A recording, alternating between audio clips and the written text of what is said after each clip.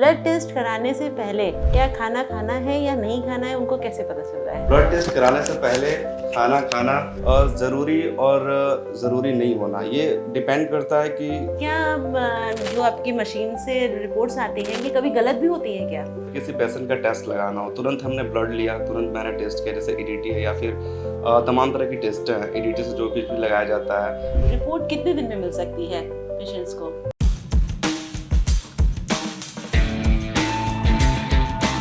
Hello friends, my name is Jaswant Kumar Gupta. I am working in Sri Sai Hospital as a lab technician. I am completed my BMLT and I am here doing work since 2021. Then now I am going to give answers some questions. तो यशवंत जी, बहुत सारे patients ऐसे आते हैं blood test कराने के लिए, उनके कुछ कॉमन क्वेश्चन होते हैं, आपसे भी बहुत से लोग पूछते होंगे कि उसमें से कई क्वेश्चंस हैं जो स्पेसिफिक मैं आपसे पूछ रही हूँ कि ब्लड टेस्ट कराने से पहले क्या खाना खाना है या नहीं खाना है, उनको कैसे पता चल रहा है? एक्चुअली मैम, देखा जाए इस क्वेश्चन का आंसर तो ब्लड टेस्ट कराने से पहले खाना खाना ज़रूरी नहीं होना, ये डिपेंड करता है कि जैसे सपोज दैट मान लीजिए किसी पेशेंट को शुगर हो, थायराइड हो, कोलेस्ट्रॉल हो, तो उस सिचुएशंस में हम लैब टेक्नीशियन उनको ये राय देते हैं कि वो लोग खाली पेट आएँ ताकि उनका रिजल्ट बेहतर आ सके। अदरवाइज वो चाहें तो वो खाकर भी टेस्ट करा सकते हैं। अगर सपोज दैट किसी को बीमारी नहीं है, शुगर नहीं है, जो कि स्पेशल टेस्ट्स हैं विटामिन का, उन लोगों को उससे रिलेटेड कोई प्रॉब्लम नहीं है, तो वो लोग खाकर भी आकर टेस्ट रेगुलरली मोड में करा सकते हैं। वो सिर्फ एक डाउट अपना क्लियर करना चाहते हैं तो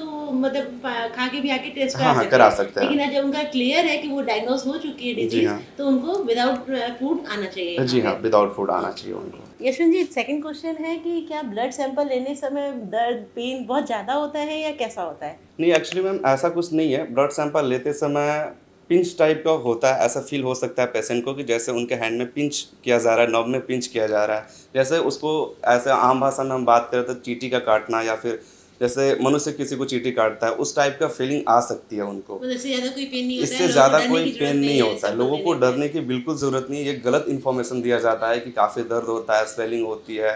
सम केसेस में अगर बात करें तो वो नए लोग, कभी नए ट्रेनिंग स्टाफ या फिर कभी कोई आया तो बाय मिस्टेक हो जाता है, कोई सीखने के मोड में आ रहा है तो।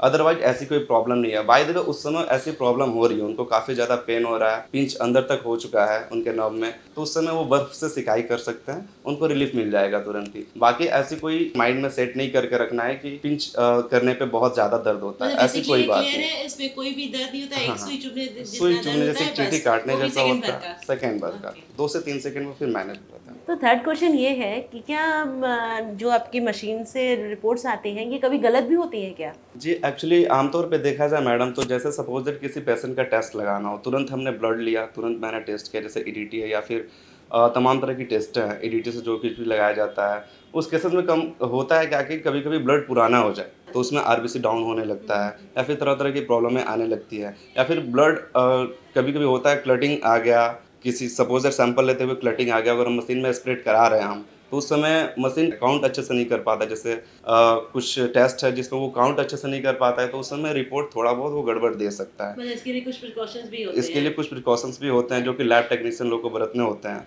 और दूसरी बात ये कह रहा था मैडम, जब वो एक्चुअली गलत काउंट इसलिए कर पाता है कि उस समय मशीन डायग्नोस नहीं कर पाता है कि ब्लड में क्या है क्या नहीं है। उस सिस्टम पे अगर जाने के बाद आदमी जब टेस्ट करता है तो उस समय कुछ मशीन से रिपोर्ट गलत दे सकते हैं, इसलिए हम लोग मैनुअली उस समय यूज़ करते हैं, मैनुअली टेस्ट लगाते हैं। मैनुअली में क्लियर हो जाता है, देन हम लोग के पास रिपोर्ट दिया जाता है। मतलब पेशेंट को डरने की जरूरत नहीं है कि इनकेस मशीन अगर गलत दे रही है तो वो मैनुअली टेस्ट करके नहीं आपको नहीं, सही बिल्कुल रिपोर्ट नहीं, ही बिल्कुल मिलती नहीं, है। बिल्कुल नहीं। गलत पेशेंट नहीं को, दी जाती हाँ, है। पेशेंट को डरने की बिल्कुल ज़रूरत नहीं है। अगर मशीन्स गलत दिया, हमको डाउट हुआ, हमारे टेक्नीशियंस को डाउट हुआ कि ये मशीन्स गलत दे रहा है, ये मशीन गलत रिपोर्ट दिया है, तो वहाँ पे हमारे टेक्नीशियंस के द्वारा मैनुअली टेस्ट लगाया जाता है। चाहे कोई भी टेस्ट हो, मैनुअली टेस्ट लगाया जाता है। भले उनसे समय थोड़ा एक्स्ट्रा हम लोग ले लेते मतलब ये मिथ है हैं। जी कि हाँ, गलत रिपोर्ट मिलती जी है। हाँ, जी हाँ। गलत रिपोर्ट नहीं मिलती गलत है। रिपोर्ट नहीं मिलती है मैडम। फोर्थ क्वेश्चन है कि रिपोर्ट कितने दिन में मिल सकती है पेशेंट्स को? देखिए मैडम, आमतौर पे जो टेस्ट होते हैं रेगुलर बेसिस पे, जैसे आरबीएस, यूरिक एसिड, सीबीसी, ये सब एलएफटी, केएफटी, ये सब रिपोर्टें 2 से ढाई घंटे 3 घंटे में मिल जाती है। बट कुछ स्पेशल टेस्ट होते हैं, जैसे लिपिड प्रोफाइल हो गया जो कि कोलेस्ट्रॉल से रिलेटेड टेस्ट है, थायराइड प्रोफाइल हो गया, ठीक है, vitamin D3, vitamin B12, HbA1c, इसमें थोड़ा हम लोग समय एक्स्ट्रा लगता है। क्या ये जरूरी है टाइम? एक्स्ट्रा टाइम लेना जरूरी, मतलब वो रिपोर्ट के लिए अच्छा है हाँ, या एक्चुअली नहीं, एक्चुअली ये रिपोर्ट इसका के लिए ड्यूरेशन जरूरी जी, है? ये हम लोग समय इसलिए लेते हैं, 1 से 2 दिन बाद हम लोग रिपोर्ट इसलिए देते हैं क्योंकि उसमें थोड़ा समय लगता है। अगर सपोज़ दैट किसी टेस्ट में ज़्यादा समय लग रहा है, तो उस समय तक पेशेंट वेट करके नहीं रहता है। इसलिए हम लोग 1 से 2 दिन का समय ले लेते हैं और उस रिपोर्ट को बेहतर बाहर भी भेजा जाता है कभी-कभी, क्योंकि सिवांश में वो सुविधाएँ बहुत जगह पे अवेलेबल नहीं है, इसलिए बाहर ट्रांसपोर्ट किया जाता है। उसमें 1 से 2 दिन का समय लगता है, तो हम लोग 1 से 2 दिन का टाइम ले तो लेते हैं। करेक्ट रिपोर्ट के लिए वो टाइमिंग लेना ज़रूरी है। जी हाँ, अगर जी वो हाँ। जल्दी मिल रहा है तो मतलब वो कुछ ना कुछ फ़ॉल्ट है।